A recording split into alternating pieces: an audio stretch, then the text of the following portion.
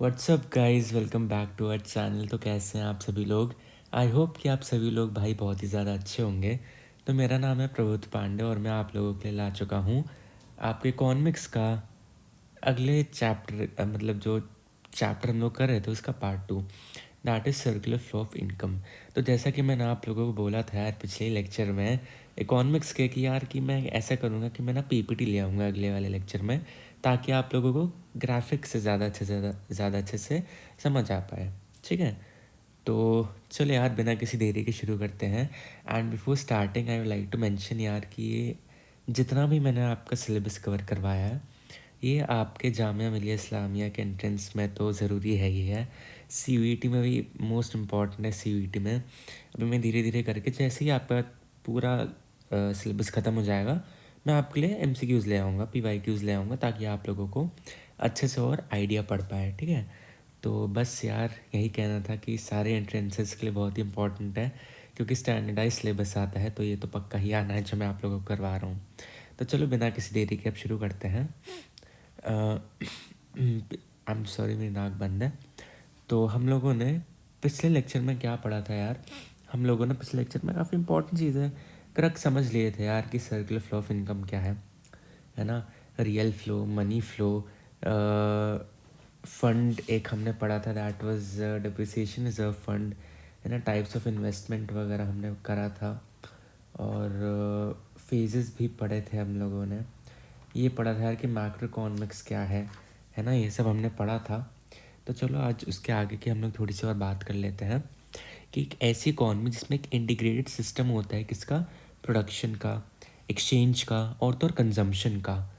ठीक है, तो देखो इंटीग्रेटेड, इंटीग्रेशन का क्या मतलब होता है? इंटीग्रेशन का मतलब होता है समेशन, या आप लोगों ने 11th में पढ़ रखा होगा अपने स्टैट्स के उसमें, है ना? स्टैटिस्टिक्स वाले बुक में बहुत ही बार। क्या समेशन क्या होता है? सारी चीज़ों को हम लोग ऐड कर देते हैं जब। तो फिर एक इकॉनमी क्या होती है? एक इकॉनमी एक इंटीग्रेटेड सिस्टम होता है, यानी कि मैं इन सभी चीज़ों का एक एडिशन कर देता हूँ, उनका एक समेशन निकाल लेता हूँ। किन किन का? प्रोडक्शन का, एक्सचेंज का और तो और कंजम्पशन का। ठीक है, और तो और इन सारी एक्टिविटीज़ को कैरी आउट करने में जो पीपल होते हैं हमारे, वो क्या करते हैं? वो दो ही चीज़ें कर सकते हैं, या तो ख़रीद सकते हैं या तो बेच सकते हैं, और या तो वो अपनी सर्विसेज प्रोवाइड कर सकते हैं। ठीक है, जो इनकम, अब अगला है कि जो इनकम जनरेट होती है हमें प्रोडक्शन प्रोसेस में, वो किस में फ़्लो करती है? एक सर्कुलर फ्लो में, एक सर्कुलर मैनर में फ़्लो करती है। लोग कहते हैं ना यार, जैसे कि यार देखो दुनिया तो गोल है, तो वैसे ही सर्कुलर फ्लो ऑफ इनकम भी हमारा गोल है ना? एक सर्कुलर फ्लो ऑफ इनकम हो जाता है हमारा, राइट? और वो सर्कुलर क्यों है? वो सर्कुलर इसलिए क्योंकि यार शुरुआत में या फिर एंड में आपका घूम फिर के, मान लो फॉर एन एग्ज़ाम्पल, एक मेरा फर्म है, एक मेरा हाउस होल्ड है ना? हाउस होल्ड ने अपनी सर्विसेज दी फर्म को, फर्म ने उसको वेजेस दी, और उसी वेज से हाउस होल्ड ने फर्म से सामान ले लिया, और ऐसे ही ये पूरी की पूरी साइकिल चलती रहती है। नेवर एंडिंग साइकिल है ये। ठीक है, तो इसका बेसिक सा बहुत मतलब यही था। बेसिक क्या, पूरा ही मतलब यही था, राइट? फिर एक सर्कल फ्लो ऑफ इनकम हमारा रेफर करती है फ्लो ऑफ मनी, या फिर आप कह लो इनकम, और the flow of goods and services across different sectors of N economy in a circular form. तो देखो आपके सीवीटी क्लेम में अगर मैं आपको बताना चाहूँ तो हमारे कितने सेक्टर्स हो सकते हैं? रियली सॉरी फॉर दिस, इसको चलो कोई नहीं, रहने देते हैं इसको। यहाँ पे आ जाते हैं। अब आपके सीवीटी के पर्सपेक्टिव से देखो यार, पहला होता है हमारा house hold, which is also the most important sector.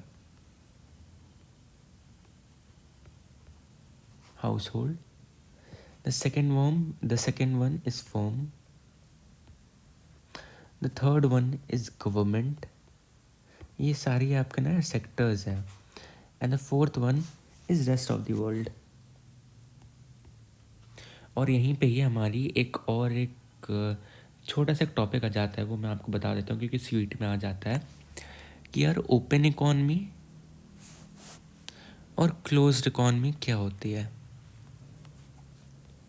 बहुत ही सिंपल सा मतलब है यार, ओपन इकॉनमी वो इकॉनमी जिसमें जो गवर्नमेंट होती है वो अलाउ करती है फॉरेन फर्म्स को या फिर फॉरेन इंटरप्राइजेस को क्या करने के लिए, ट्रेड करने के लिए अपने नेशन में, ठीक है। यानी कि उसमें रेस्ट ऑफ द वर्ल्ड की इन्वॉल्वमेंट होती है, किसमें, ओपन इकोनॉमी में। क्लोज्ड इकोनॉमी में,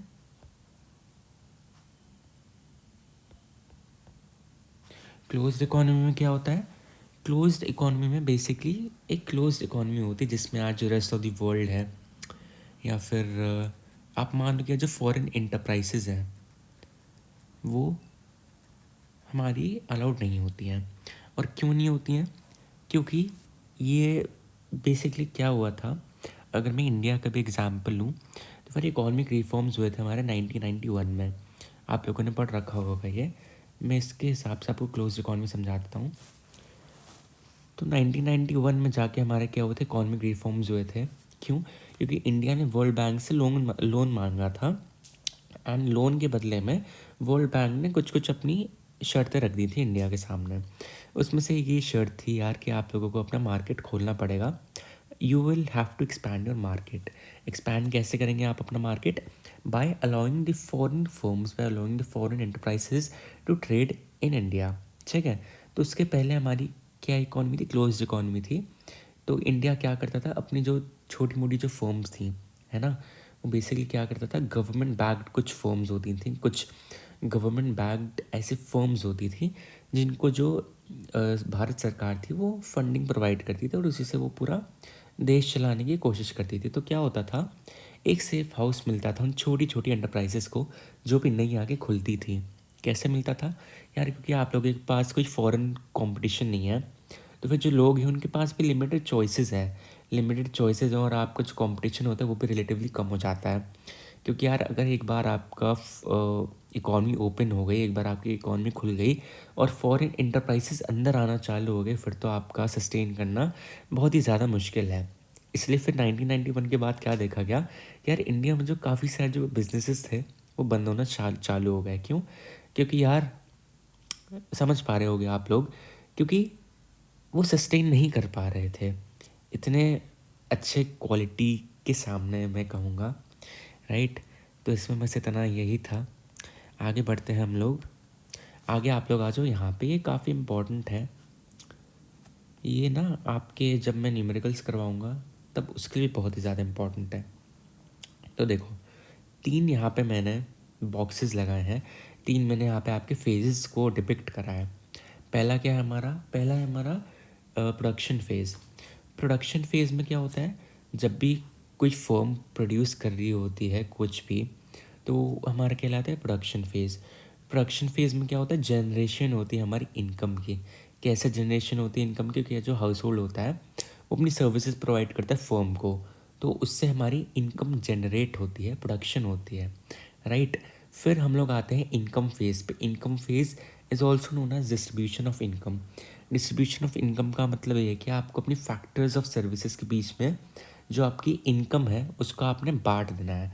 और फर्म की कैसे इनकम बढ़ती है, फर्म की इनकम इनकम वैसे बढ़ती है जब जो हाउस होल्ड होता है वो फर्म से कुछ सामान ले, राइट। फिर आता है हमारा एक्सपेंडिचर फेज़। एक्सपेंडिचर फेज़ में क्या होता है, हमें डिस्पोजिशन हो जाती है इनकम की। ये डायरेक्टली रिलेटेड है to the household sector.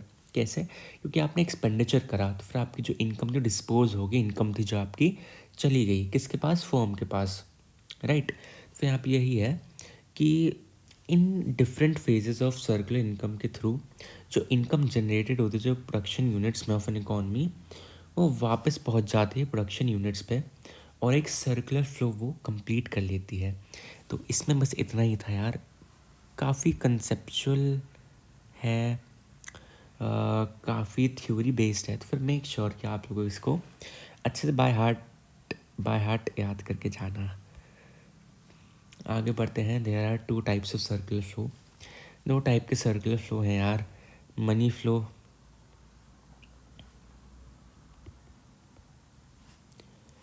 And real flow, right.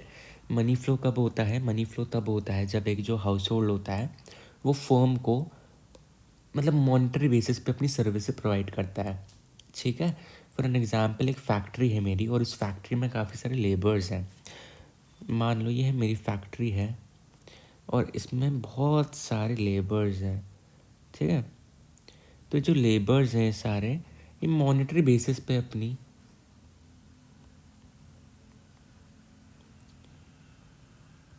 Services किसको प्रोवाइड कर रहे हैं, इस फर्म को, ठीक है।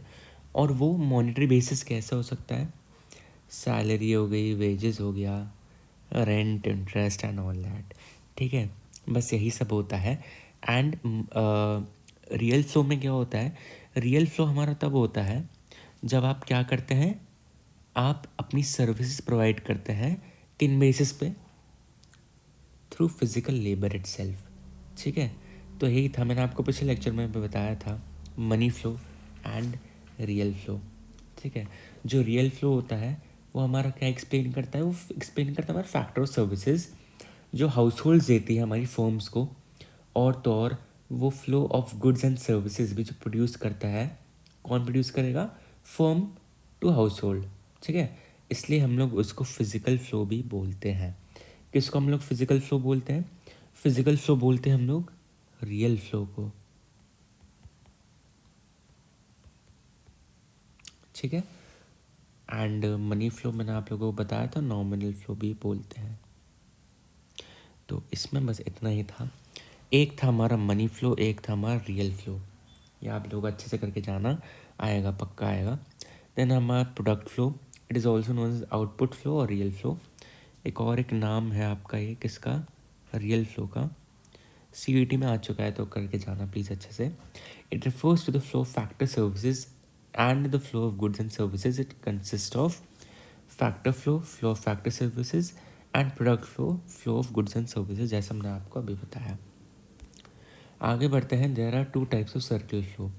इनकम फ्लो, इनकम फ्लो को हम लोग मनी फ्लो भी कहते हैं। एक मोनेटाइज्ड इकॉनमी में जो फ्लो ऑफ फैक्टर सर्विसेज होती हैं, फैक्टर सर्विसेज क्या होती हैं आप लोगों को पता होना चाहिए। फैक्टर सर्विसेज हमारी होती है, लैंड होती है, लेबर होती है, कैपिटल होती है, एंटरप्रेन्योरशिप होती है। These are our factor of services.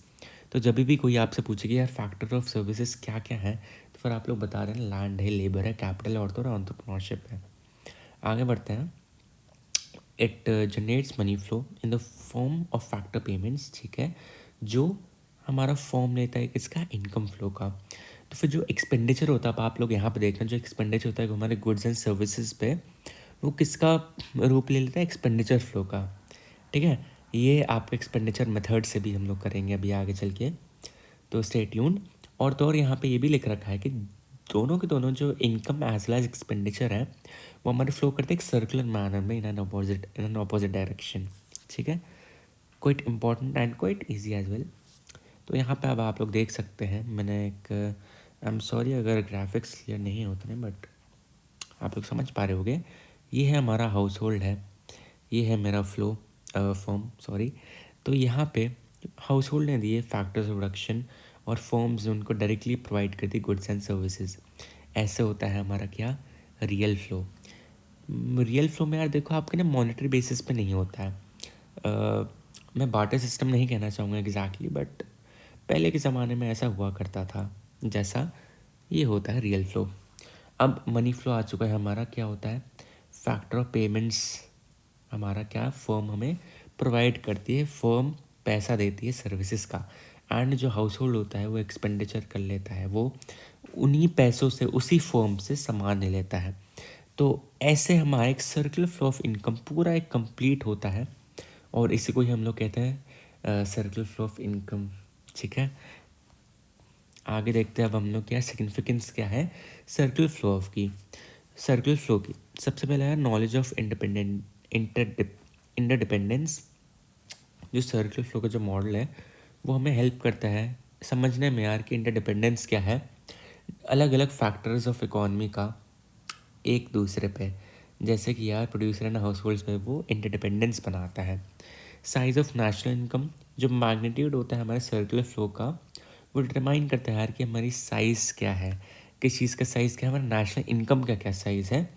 और तो और इसी के साथ आगे चल के जो मैग्नीट्यूड होता है, मोर is the national income and the vice versa. ये आपके उतना इम्पोर्टेंट नहीं है बट हाँ आ सकता है। तो 3 इम्पोर्टेंट पॉइंट है इसके। Level of income, level of economic activities आ जाता है, इंजेक्शंस एंड लीकेजेस आ जाता है, राइट। इंजेक्शंस एंड लीकेजेस क्या होता है, अब देखो लीकेजेस हमारा होता है यार कि वो it means withdrawal from the circular flow, यानी कि जो हाउस होल्ड्स और जो फर्म्स होते हैं वो अपनी इनकम का कुछ पार्ट सेव कर लेते हैं, तो फिर उसमें आ जाता है हमारा लीकेजेस, ठीक है। और वो लीकेजेस किस फॉर्म में हमारे फुलफिल करे जाते हैं, in form of tax payments, imports as well, है ना। तो फिर जो लीकेजेस होती हैं वो रिड्यूस कर देती है हमारे नेशनल, लीकेजेस जो होती है हमारी रिड्यूस कर देती है फ्लो ऑफ इनकम, ठीक है। लीकेजेस एंड इंजेक्शंस क्या होता है, इंजेक्शंस का मतलब होता है यार कि उसका मतलब बेसिकली यही होता है यार, इंट्रोडक्शन होता है इनकम का सर्कुलर फ्लो में। जब हाउस होल्ड होता है वो फर्म से बोरो करता है, ठीक है, फिर उसमें आ जाती है हमारी इंजेक्शंस, और इंजेक्शन जो होती है हमारी वो इंक्रीज़ कर देती है फ्लो ऑफ इनकम। इंजेक्शंस किस किस फॉर्म में आ जाती हैं, रुको मैं यहाँ पे लिख भी देता हूँ। इंजेक्शंस किसका फॉर्म ले सकती है हमारा, इन्वेस्टमेंट आ गया, गवर्नमेंट स्पेंडिंग आ गया,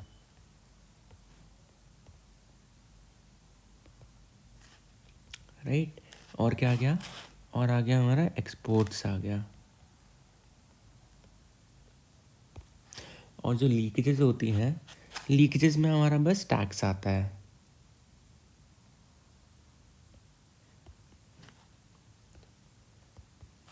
ठीक है। लीकेजेस कब आती हैं, जब हमारा फर्म और तो और जो हाउस होल्ड होता है वो डिसाइड कर लेता है ठीक है यार मुझे सेविंग करनी है, तो उसी सेविंग का जो छोटा सा जो लीकेज हो जाता है उसको फुलफिल करने के लिए हमारा टैक्स लगा देती है सरकार, ठीक है। तो that's it for today guys, इतना ही था आज के लिए। तो इसी के साथ हमारा ये वाला चैप्टर भी ख़त्म होता है। अगले चैप्टर में मैं आप लोगों के लिए कोशिश करूँगा यार कि फॉरेक्स एक्सचेंज में आप लोगों के लिए कराऊँ। तो बस आज के लिए इतना ही, मिलेंगे हम लोग अपने नेक्स्ट लेक्चर में। तब तक ले अच्छे से अपना पढ़ते रहिए and all a very best for pre boards. And अगर आप लोगों को कोई एंट्रेंस हो तो उसके लिए भी आपको ऑल अ वेरी बेस्ट। अगर कोई यू सीट दे रहा हो या फिर कुछ भी दे रहा हो तो all a very best for your entrance exams. And मिलेंगे हम लोग अपने नेक्स्ट लेक्चर में, तब तक ले